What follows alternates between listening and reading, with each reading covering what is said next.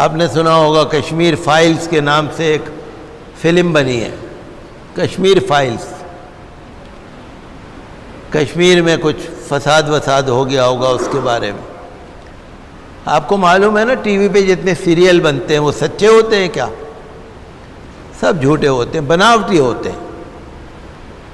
جتنی cinema hall میں فلمیں ہوتی ہیں، جتنے ٹی وی کے سیریل ہوتے ہیں، یہ فرضی ہوتے ہیں، سچے نہیں ہوتے۔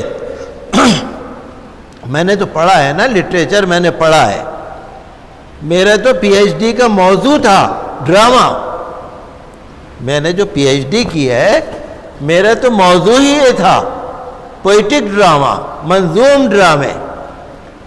میں تو ناول کو بھی جانتا ہوں، ڈرامہ کو بھی جانتا ہوں، افسانے کو بھی جانتا ہوں، شارٹ سٹوری کو بھی جانتا ہوں، لٹریچر کو جانتا ہوں میں، مجھے پتہ ہے۔ فلم تو لکھنے والے لکھ دیتے ہیں، کیریکٹر اس کو دکھا دیتے ہیں، سین پہ دکھا دیتے ہیں، اسٹیج پہ، فلم کے پردے پہ، سچے نہیں ہوتے وہ۔ ایسی کشمیر فائل ہے، سچی نہیں ہے، شر پھیلانے کے لیے ہے۔ ہم تو مطالبہ کرتے ہیں کہ اس کو پابندی لگنی چاہیے، ایسی فلموں پر جو بدامنی پھیلانے والی ہیں ان کے اوپر پابندی لگنی چاہیے، ان کے اوپر، ایسے لوگوں کے اوپر NSA لگنا چاہیے۔ ہم اس کی مذمت کرتے ہیں، یہ بھارت سب کا ہے۔ ٹھیک ہے، مسلمانوں کے خلاف کتنے سارے فساد ہوئے، آپ ان کی بھی فلم بنا دو۔ فلم بنانا چاہو گے تو بہت ساری فلمیں بنیں گی، لیکن جو لوگ اس طرح کی حرکتیں کر رہے ہیں ہم ان کی مذمت کرتے ہیں، اور ہمارا کہنا یہی ہے کہ یہ ملک سب کا ہے، ہندو، مسلم، سکھ، عیسائی، سب کا ملک ہے۔ ایسا نہیں ہے کہ کسی ایک کا ہے، تو یہاں پر نفرت پھیلانے والوں پر کارروائی ہونی چاہیے، اور دنیا کے کسی آدمی کا، کسی کا ڈر آپ کے دل میں نہ ہو، کسی سے لالچ بھی نہ ہو۔ کئی دفعہ ایسا ہوتا ہے نا، جب کوئی ہم سے ملتا ہے تو ہم یہ سوچتے ہیں یا تو بھائی اس سے ہمیں کچھ فائدہ ہونے والا ہے، یا کسی کی عزت ہم اس لیے کرتے ہیں کہ وہ شرارتی انسان ہے، وہ ہمیں نقصان پہنچا دے گا۔ تو نہ کسی سے فائدے کی امید ہو، نہ کسی سے نقصان کی امید ہو، نہ ڈر ہو، صرف اللہ کا یقین، صرف اللہ۔ حضرت عبد القادر جیلانی غوث اعظم رضی اللہ عنہ نے فرمایا یہ بھی شرک ہے کہ تم کسی سے فائدے کی امید رکھو، اور یہ بھی شرک ہے کہ تم کسی کا ڈر رکھو۔ حالانکہ شرک تو وہ ہوتا ہے جو اللہ کا کسی کو شریک ٹھہرایا جائے، کسی کی پوجا کری جائے، لیکن ذرا سا بھی اگر اللہ، آج کل جیسے حالات آپ دیکھ رہے ہیں نا، پریشان ہے، ہر انسان پریشان ہے، وہ انسان کی فطرت ہے، لیکن جب بھی کبھی انسان پریشان ہو تو لاہور پڑھ کے کہے کہ جب اللہ چاہے گا وہی ہوگا۔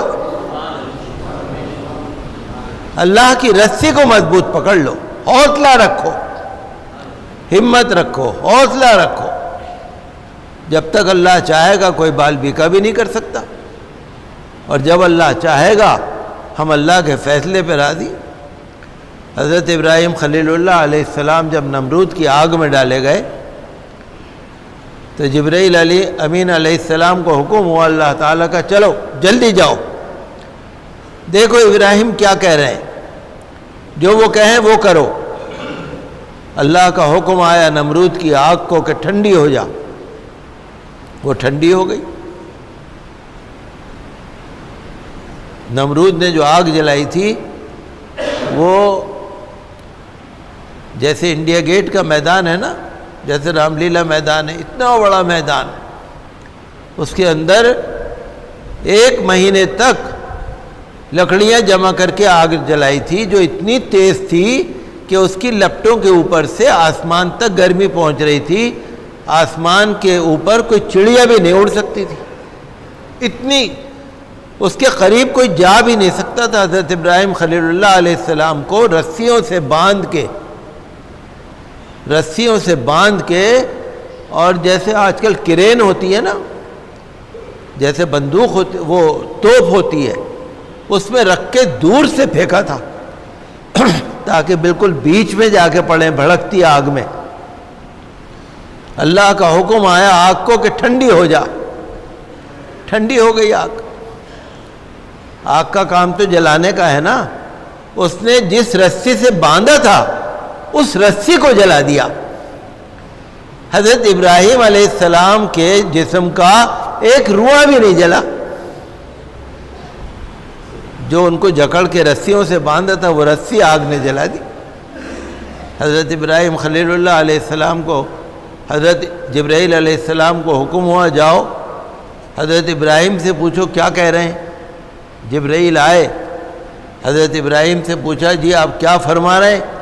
کہ میں کچھ نہیں کہتا, اللہ کے فیصلے پہ راضی ہوں. جبرائیل بتاؤ میں جو آگ میں ڈالا گیا اللہ کو معلوم ہے؟ کہ ہاں معلوم ہے. بس جب اللہ کو معلوم ہے تو مجھے کچھ نہیں کہنا.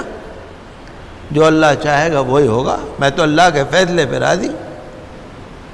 تو یہ جذبہ انسان کے دل کے اندر ہونا چاہیے.